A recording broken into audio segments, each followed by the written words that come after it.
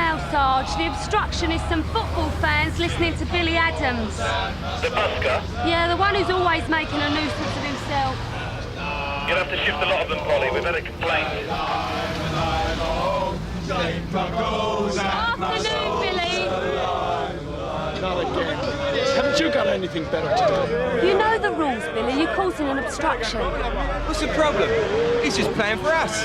He's blocking the pavement, as usual, and so are you. Come on, lads, it's 2:30. On your way, you'll miss your match. We need a tube across the road. All right, I'll see you across then. And what about me? They haven't given me any money yet. Don't push it, Billy. Wait there.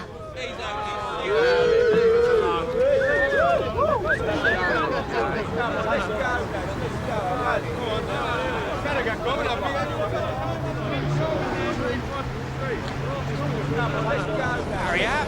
We'll miss a match. Come on, then.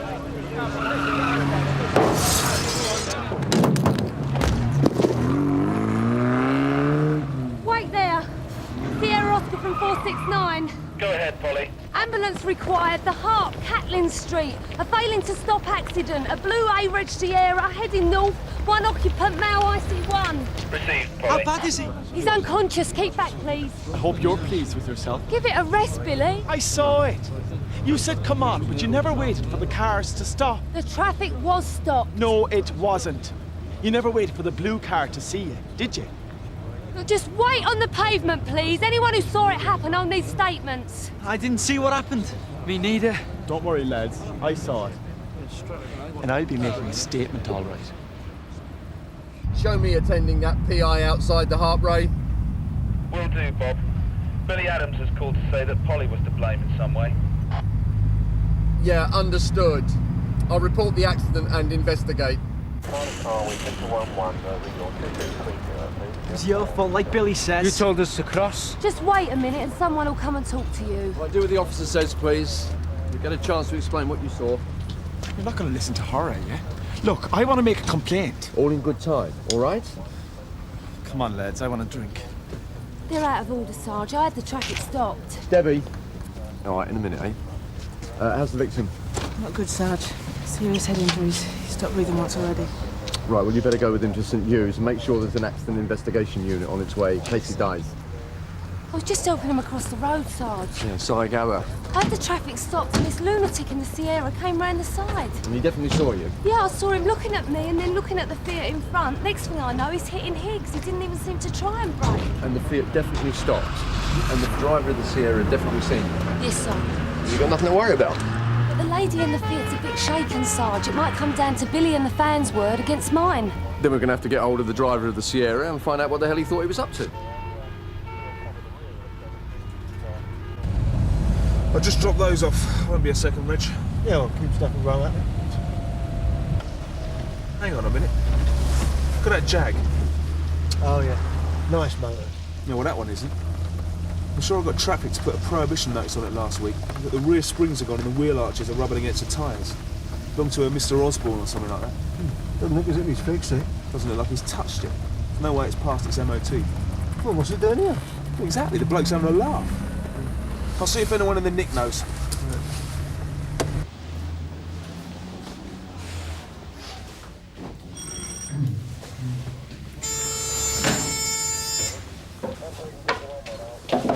Afternoon. I've got some warrants here for the duty inspector. Okay, thanks. You don't know anything about the old Jag out there, do you? I'm not sure. I think it belongs to a Osborne or Osgood or something like that. I think he might have been in here a minute ago.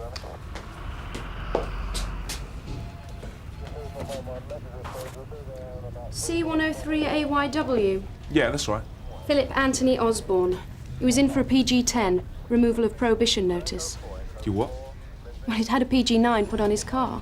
Yeah, I know. I got traffic to put it on. But he came in with a new MOT certificate to get it lifted. No, that's impossible. It hasn't been fixed, though. Well, he had a new MOT. I've got the details right here. I don't suppose you looked at the car? No, we don't have to. The MOT's all we need. You must have used the dodgy MOT certificate, mate. Let's hang about, see if it comes back. Yeah, I was going to, Rich. You did see the car, Mrs. Williams? Yes, blue. I remember that. Number plate? I just remember braking when I saw the W.P.C. I knew I had to stop. Right. But you did stop, Mrs. Williams, when the officer called the lads across the road. I can't remember. Sarge. It's some nerve coming in here. You're going to regret this. All right, that's enough. Thank you. We'll be in touch, Mrs. Williams. Right, you're free to go. We want to see the match, don't we? Well, I missed it by the time we get there. Yeah. And I'm not going anywhere until I've made my complaint. And you better get yourself over to Sunhill Station, hadn't you, Billy? Ask for the duty officer. And I better get over there. See you, lads. Hope your mate's okay. See you, Billy. And I'll be seeing you, no doubt. Down at the job centre, perhaps. Polly. I've just phoned St Hugh's. Dow's in bad shape. He's got a brain hemorrhage and they're not sure if they can save him. I see. What about witnesses? I've got one who saw the last two letters of the index number, EG, and one who's definite the driver was a young man with dark hair. Good. We'll keep looking, because you're going to have to find a witness who saw the whole incident, especially you stopping the traffic. I've tried, Sarge, but they only seem to see as the accident happened, not before. So Mrs. Williams, she looks a bit shaky. So as it stands, you've only got Billy who saw the whole thing. No one else? No, I'm afraid not. Mrs. Osborne, Yes? is your husband in? Yeah, he's just got home. Phil? What's the problem? I stopped you last week, Mr. Osborne, about the state of your car's rear suspension. Oh, that. Yeah. Glad you remember, because I just saw the vehicle outside Stafford Road Police Station and it was in the same condition. Oh, no, it's been fixed. I don't think so. I'd like to see it and the MOT you produced at Stafford Row. Well, I can't show you the car. I've just left it at work for a customer to borrow. And we'll start with the MOT, shall we? Oh, go on, Phil, get rid of them. Well, why should I? I mean, this is typical, isn't it? Streets are heaving with crooks and you're mucking around looking at MOTs. Driving an unroadworthy vehicle is a serious offence, Mr. Osborne. Yeah, and chasing people like me is so much easier than catching villains, isn't it? The MOT, please. All right. It'll be straight up, you know. Phil wouldn't muck about with bent MOTs. It would ruin his business. Oh, what business is that? Second-hand cars. He's got a place called Sunhill Motors in Brecon Street. Here you go.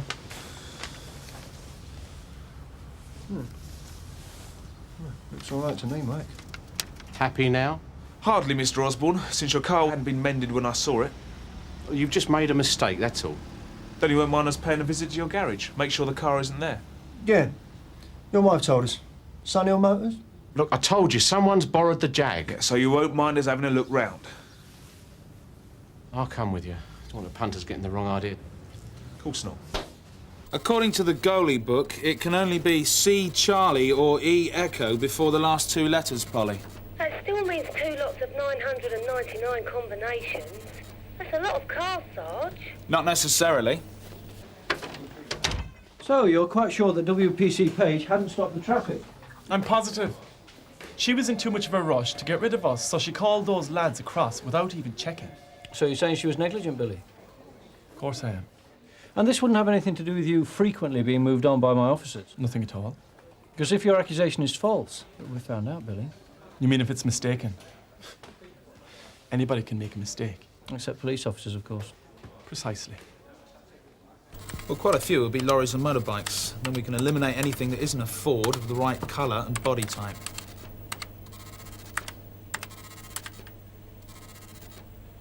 Right, there's 20 possibilities. There's quite a few Sierras. There's only one blue one. Yep, it's registered as Sunhill. The keeper is a Mr. Frank Blake of 52 Baldock House, Maycroft Estate. Brilliant, Sarge. I'll get over there and check it out.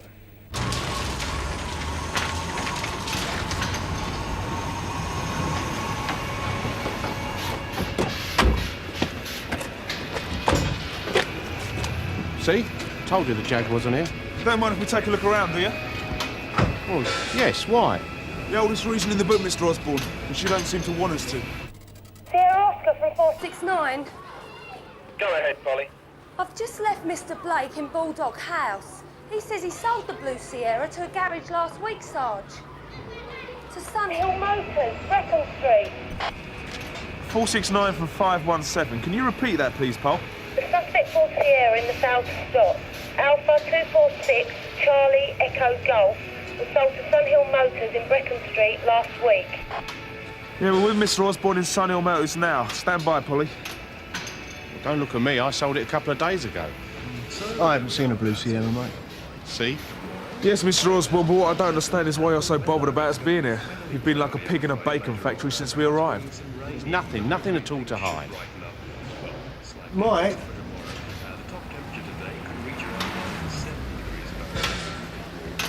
I can explain that. Well, well. Mike reckons he's got the bloke then. He's probably got the Sierra.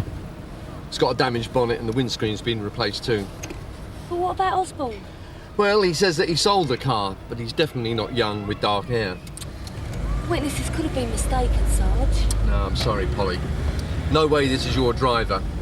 And Mike Jarvis reckons he's got the perfect alibi.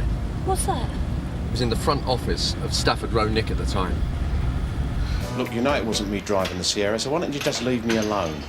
Because I want to know who you sold this car to, Mr. Osborne, and what he's doing here. Don't want to grass him up, do I? You don't have any choice. We believe this car's been involved in a serious accident. Yeah, but I didn't know that. So you tell us. Presumably that's why you've already repaired the car. Sarge, can I have a word? Yeah. Just a minute, Mr. Osborne. Got anything? Yeah, it says the dent's consistent with hitting someone, but the car has no obvious defects. What about the brakes, Mike? Brand new pipes, Paul, working perfectly. Look, I don't want to get him into trouble, but if it'll help. The bloke who bought it is Tony Poulter, 31 Backhouse Road. So why have you suddenly decided to tell us this, Mr. Osborne? Just trying to be helpful, that's all. Yeah? Sierra Oscar from 9-2. Go ahead, Bob. Yeah, Ray, I've got a name for the suspect in the fail to stop. A Tony Poulter. I'm going over to Backhouse Road with Polly to see if we can find him. Polly can't be involved anymore, Bob. Billy Adams has made the complaint official with Mr. Monroe. Yeah, all right, Ray, I've got that. I'll get back to you as soon as I find out anything, yeah?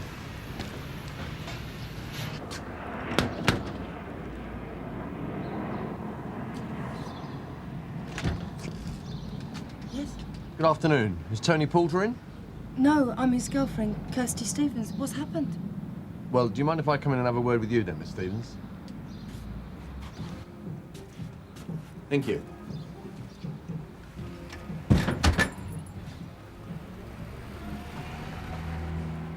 Does Tony own a blue Ford Sierra, registration A246CEG? Yeah, just bought it. Then he may have been involved in an accident. I see. He's not hurt, is he? No. Have you heard from him? No. You don't sound very sure. Look, I don't know how I can help you. The vehicle's been involved in a very serious accident. A young man is critically ill in hospital because he was hit by Tony's car. I don't believe it. He never said anything like that. So you have heard from him? Yeah, he called up. He said something had happened on his way home and he was sorting it out. I thought he'd hit a parked car or something. No. He did much more than that. Look, that's all I know, I promise. I just didn't want to drop him in it. And do you know where he is? No. He said he was going to keep his head down for a while, but he didn't say where. Oh, look, how could he have hit someone? He's a good driver, Tony. Careful. And if he calls again, tell him to come over to Sunhill Police Station, right? Oh, there was something else he said. Yeah? That it wasn't his fault. Can I help you? John Beavers, manager. P.C. Jarvis. Do you know Philip Osborne, Mr. Beavers? Yeah, he's a good customer. I understand he brought his Jaguar here yesterday to be tested. He might well have done, but he'd have gone to Tom. Tom? Tom Knight, one of my examiners. He used to work for Mr. Osborne. That's why Osborne usually brings his cars in at lunchtime for him to do. Does he now? Is there a problem of some sort? I'd like to speak to Tom about that.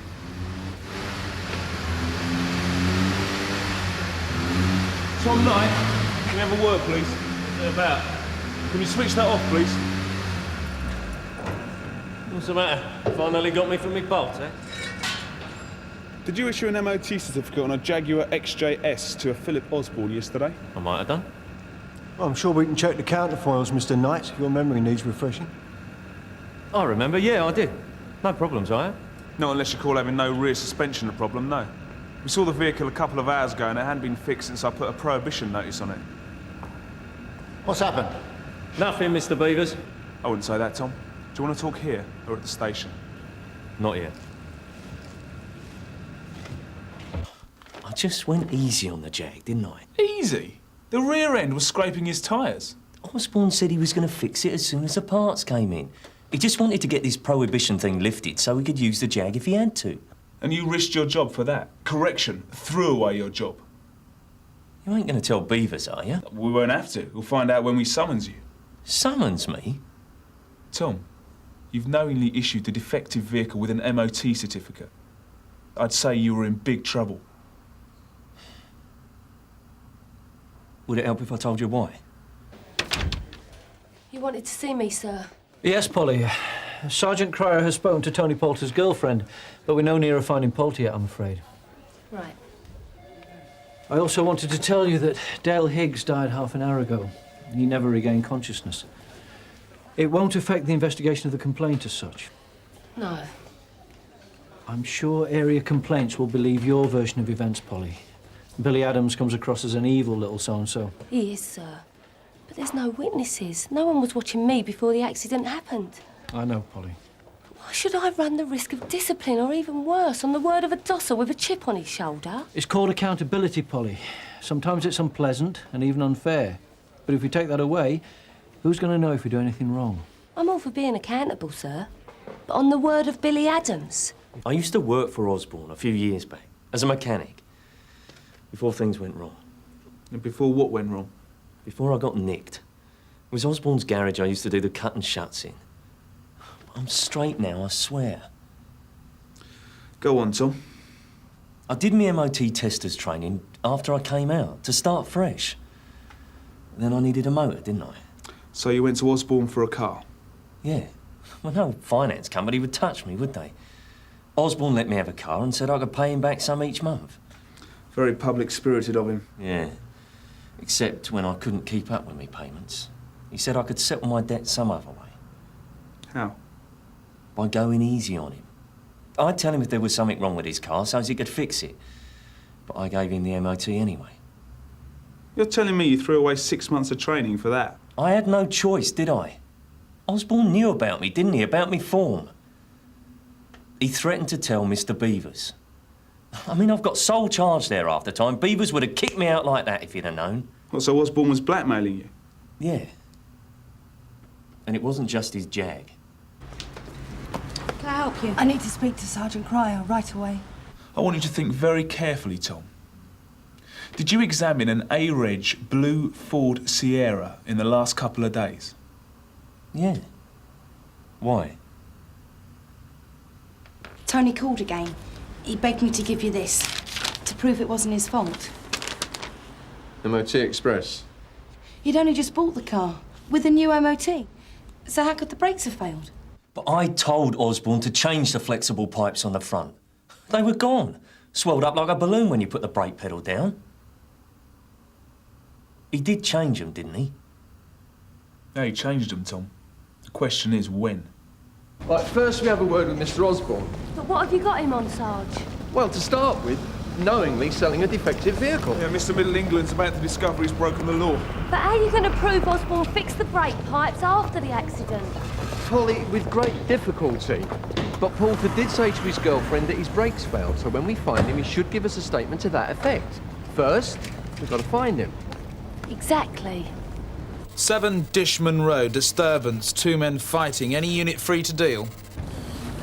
Is that Osborne's address? It certainly is. The Oscar from 9-2. Show me dealing. All received, Bob. The informant is a Mrs. Osborne. Received. He's killing him! Please! That's enough! Well, after him... Oi! Come out! Phil! He sold me a death trap. I couldn't brake. I hit the pedals and nothing happened. Tony Poulter? Yeah, but the accident, it weren't my fault.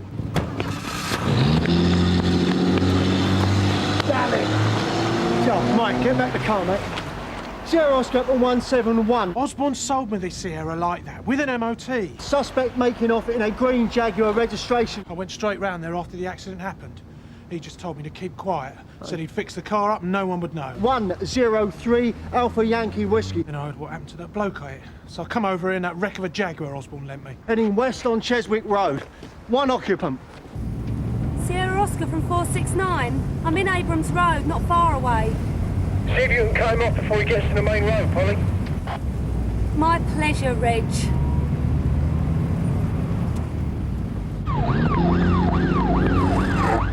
The state of that. Sierra Oscar for 171. Still in Cheswick Street. Doing 30 miles an hour. His back is sliding all over the place.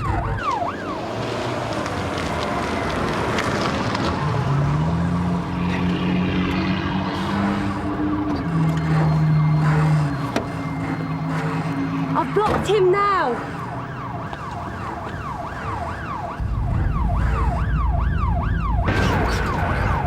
His other spring's gone now.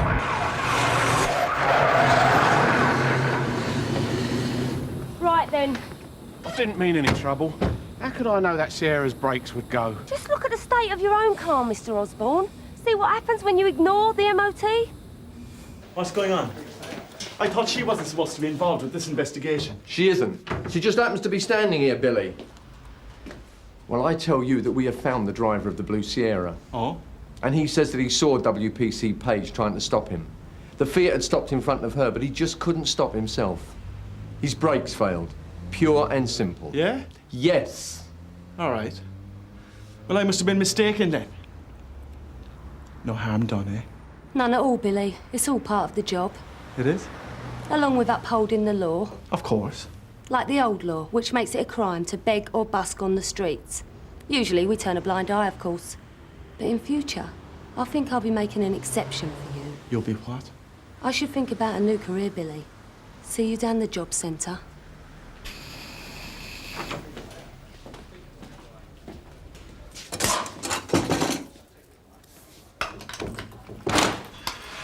Interview now, Mr. Osborne. About time, treating me like a common criminal. How could I know the brake pipes would go so quickly? It's just bad luck, isn't it? You're not supposed to know, Mr. Osborne. That's what the MOT is for. I would have thought Mr. Knight would have told you that. Stupid prat, Osborne.